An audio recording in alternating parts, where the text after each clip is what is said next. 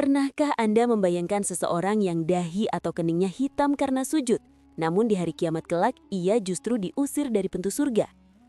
Sungguh mengerikan jika ternyata sholat yang kita kerjakan selama puluhan tahun, yang kita kira akan menjadi penolong, justru dilipat-lipat seperti pakaian kumal dan dilemparkan kembali ke wajah kita karena Allah tidak menerimanya. Assalamualaikum warahmatullahi wabarakatuh, sahabat beriman, senang sekali kita bisa kembali bertemu. Sebelum kita membedah lebih dalam mengenai kriteria orang yang rajin sholat namun justru jauh dari Allah, pastikan Anda menekan tombol like, subscribe, dan bagikan pendapat Anda di kolom komentar agar kita bisa saling menguatkan dalam kebaikan. Sholat adalah tiang agama dan amalan yang pertama kali dihisab. Namun rajin menjalankan ritual ini ternyata bukan jaminan mutlak seseorang menjadi hamba yang dekat dengan penciptanya. Kita harus menyadari bahwa ada golongan orang yang merasa dirinya sholat, padahal hakikatnya mereka tidak sholat di mata Allah. Golongan pertama adalah mereka yang lalai. Lalai di sini bukan hanya tentang waktu, melainkan mereka yang tidak mengerti apa yang dibaca dan apa yang dikerjakan saat menghadap Sang Halik. Allah Subhanahu wa Ta'ala berfirman dalam surah Al-Ma'un ayat 45, yang artinya, maka celakalah bagi orang-orang yang sholat, yaitu orang-orang yang melalaikan sholatnya. Sholat yang hanya sebatas rutinitas fisik tanpa kehadiran hati hanya akan membuahkan rasa lelah. Jika sholat kita tidak mampu mencegah perbuatan keji dan mungkar, maka sesungguhnya sholat tersebut justru semakin menjauhkan kita dari rahmatnya. Selanjutnya, sholat menjadi sia-sia jika dibarengi dengan lisan yang gemar menggunjing atau gibah.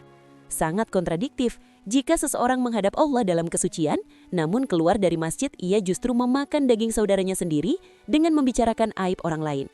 Hal ini dipertegas dalam surah Al-Hujurat ayat 12, yang artinya, wahai orang-orang yang beriman, jauhilah banyak dari prasangka, sesungguhnya sebagian prasangka itu dosa, dan janganlah kamu mencari-cari kesalahan orang lain, dan janganlah ada di antara kamu yang menggunjing sebagian yang lain. Apakah ada di antara kamu yang suka memakan daging saudaranya yang sudah mati? Tentu kamu merasa jijik kepadanya. Dan bertakwalah kepada Allah, sesungguhnya Allah Maha Penerima Taubat lagi Maha Penyayang.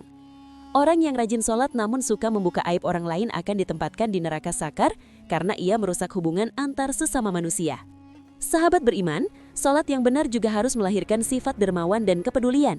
Allah tidak akan menerima sholat dari mereka yang acuh terhadap penderitaan sesama, yang kenyang di saat tetangganya kelaparan, atau yang kikir saat melihat orang kesulitan. Sholat adalah latihan untuk merendahkan diri, sehingga tidak ada lagi ruang bagi kesombongan dan sifat bakhil dalam jiwa.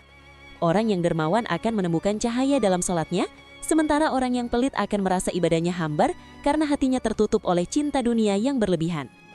Sifat lain yang menghancurkan pahala sholat adalah riya atau pamer. Ini adalah racun yang sangat halus. Orang-orang yang sholat agar dipuji soleh, agar dipandang taat, atau agar mendapatkan kedudukan di mata manusia, sebenarnya sedang menipu diri sendiri.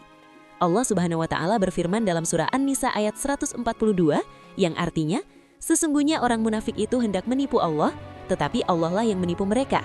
Apabila mereka berdiri untuk sholat, mereka berdiri dengan malas. Mereka bermaksud riya di hadapan manusia, dan tidaklah mereka menyebut Allah kecuali sedikit sekali. Sholat yang dilakukan dengan rasa malas dan niat yang menyimpang tidak akan pernah membuahkan ketenangan batin. Terakhir, sholat yang dilakukan oleh para pendusta tidak akan bernilai apa-apa. Kebohongan adalah salah satu dosa besar yang menghapus amal kebaikan.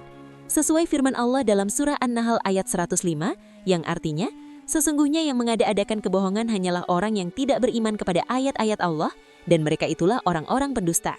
Jika lisan kita masih ringan untuk berdusta meski kita rajin bersujud, itu adalah tanda bahwa iman kita sedang mengalami keretakan yang hebat. Mari kita perbaiki niat dan akhlak agar setiap rakaat yang kita kerjakan benar-benar membawa kita dekat ke surganya. Jangan lewatkan video berikutnya yang akan membahas tentang amalan-amalan pembuka pintu rizki yang jarang diketahui orang, agar hidup kita tidak hanya berkah secara spiritual, namun juga bercukupan secara materi. Semoga Allah senantiasa membimbing kita menjadi hambanya yang istiqomah. Wassalamualaikum warahmatullahi wabarakatuh.